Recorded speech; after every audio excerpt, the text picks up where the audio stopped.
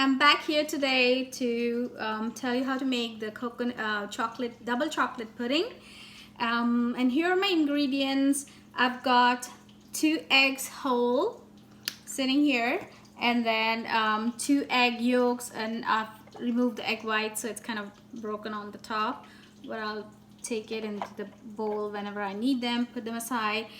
And here, half a cup of unsweetened cocoa powder, and I'm using monk fruit sweetener, 1/4 cup. You could also use like about 4 teaspoons of liquid stevia or or any kind of chocolate flavored sweetener, which is non-sugary based, which is keto friendly. Okay, so I also have a 1/4 teaspoon of pink Himalayan salt, if you see this, and 1 teaspoon of xanthan gum. Okay, so I'm going to show this, and here I have half a cup of chocolate, sugar-free chocolate chips here.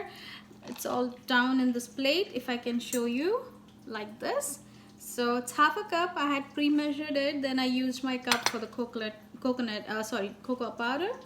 And people ask me, what kind of chocolate chips do you use? This is Lily's. This is the best. It's unsweetened, and it's artificially sweetened, by the way, and it's very good, keto friendly. Here's xanthan gum that I use, and here's the monk fruit sweetener that I use for my desserts. So I have heavy whipping cream. I'm using 3½ cups of this, so I'll pour it into the dish when I'm ready. And then here it's vanilla extract. So what we're going to do first is, I'm going to put the chocolate powder in here, and since we have to make the pudding, so I want to get this, whisk it well and remove all the lumps out of it before I bring it on the stove. So I'm going to add this, and then later on as we move, I'm going to add the other ingredients. The sweetener, I'm going to keep it for later when I want to do the eggs, and then I'll add sweetener, and I'll add with the eggs, and then we'll do the rest of the pudding. Okay, so let's start with little bit, 1 cup of 1 cup. Normally you could do it right on the stove, but then I don't want lumps to be there, so I'm adding 1 cup of heavy cream in here, and then I'll whisk it and go on adding more until I make it smooth, and then transfer it to the stove. So where's my whisker? I had my whisker here. So I like to wash them after use immediately, so they are handy. So just wash them. So whisk them, remove all the lumps from it, and if you think that it's getting thicker, you can add more milk, but this is the best way to mix it and get all the lumps out of the way. Smooth it out. You can always use a spatula to smooth it out. So it gets slowly mixed. So when it's on the stove, all you need to do is keep on mixing it, stirring for a while. So you see how it became thick a little bit. So now I'm going to add my 2nd cup of heavy cream, whipped cream. So this is the 2nd cup. So this, and 3½ cups, so I better have enough there. It is a big pie. It makes for entire party, but it's too much during quarantine times for me to have this by myself. But what I thought is, now since it's Ramadan, I can make this and save it in the fridge, and I can have a piece every day. So it's lumpy. It's getting lumpy in the center. So stir it, mix it.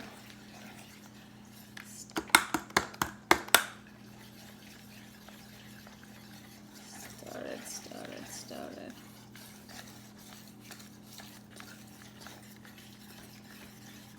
It's a process, huh? It's a long process. Nothing's easy.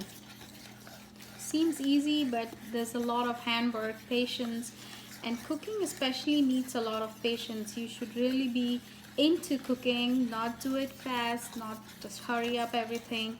You have to be very, very patient when you want the right kind of dish to turn out as expected. So here it is a little bit. I'm gonna add another cup of it. Remember, 3.5 cups. So here's the third cup, and it's almost done.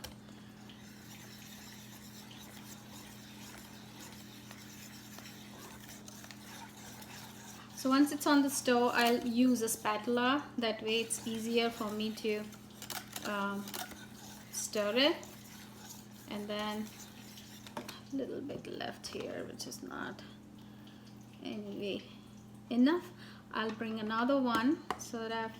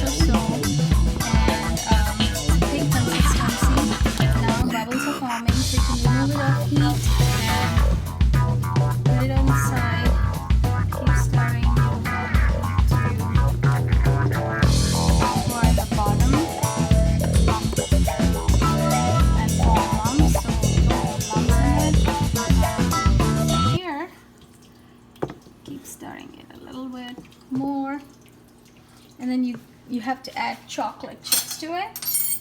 So I'm bringing my chocolate chips dish here. I'm gonna use my hands to add in chocolate chips. It's hot already, so this will melt, and that's why it is double chocolate, because you already have the cocoa going on in it, and then you're adding these chips, sugar-free chips to it.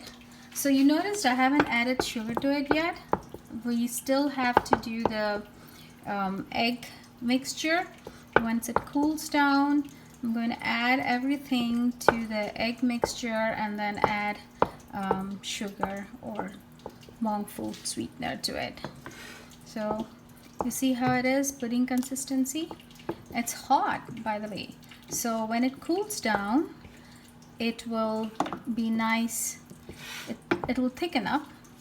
When you refrigerate it, it'll thicken up. So you don't want it too tight, you don't want it to be too loose also, so that it doesn't settle and doesn't settle in the pie.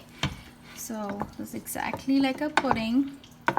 It's hot pudding. I'm going to scoop from the edges, because sometimes at the edges you have the sticking and they form lumps. So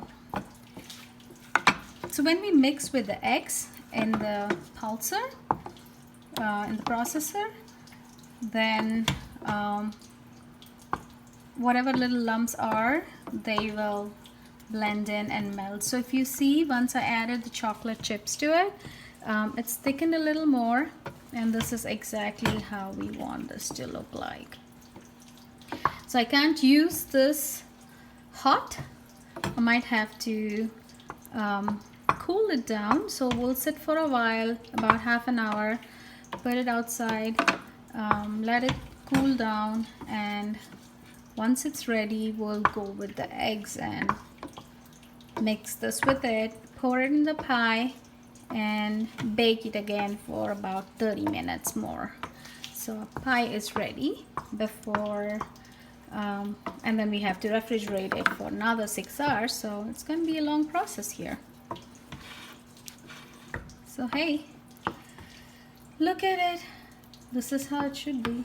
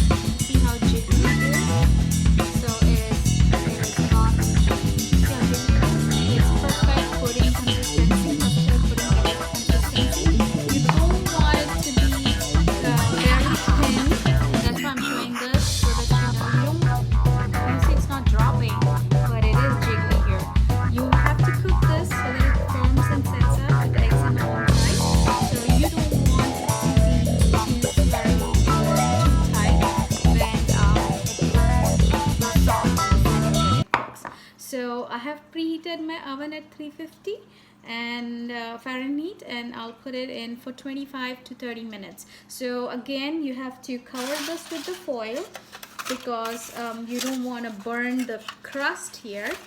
And be careful now, since you have pudding, you don't want it to fall on the pudding at the same time. You want to cover the crust.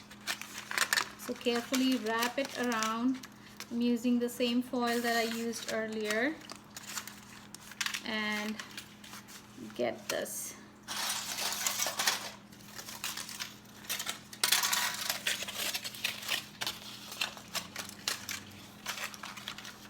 So if you leave it like that as is, what it would do is it will burn the edges and become very dark. You don't want that to happen, so it's better you cook it.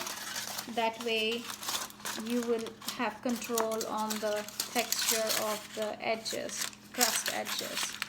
So I have covered it, and hopefully this is good, takes care of it.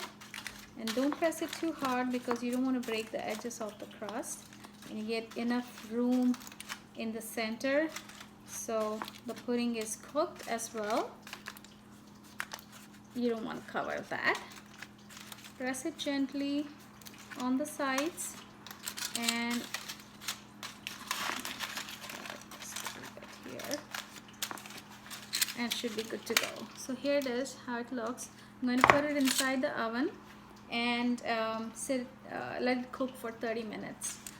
I'll check in between. I don't want it to be too done, so between 25 to 30, keep checking and see if it looks like done, then probably you should pull it out. So here we are with the pudding. You see this? It's almost done. It's actually done. So it is a little bit moist in the center, but the eggs have been cooked. I put it for a whole 30 minutes and a couple minutes or so more. And you see the crust? Because I covered it, it's dark brown but not burned. It's not burned. So that's why we covered it. Now I'm going to cool it down for a little while, and once it gets to room temperature, then we'll refrigerate it so it gets firm in the fridge. So here we are, done. It's still a little bit jiggly like a pudding. So hope we get this done later tomorrow. Okay, thank you.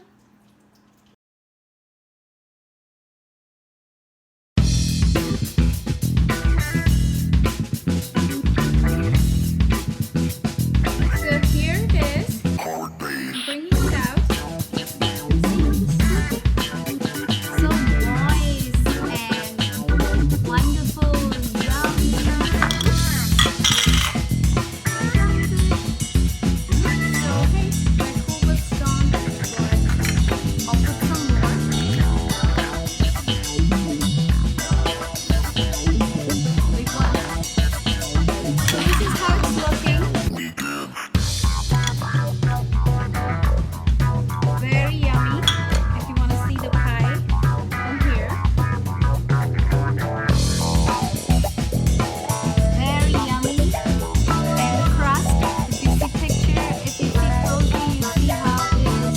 Texture of the crust, it looks perfect. I'm sure you can see it here also. I don't want to drop it this time. And from the back, that's a perfectly done crust, perfectly browned, not too dark, golden brown, and great looking crust. And pie here, pudding, double chocolate pudding pie. So let me enjoy this piece, and you guys go ahead and make the recipe and make this wonderful pie for your family at home or yourself too. I hope you enjoyed the recipe. Take care. Thank you.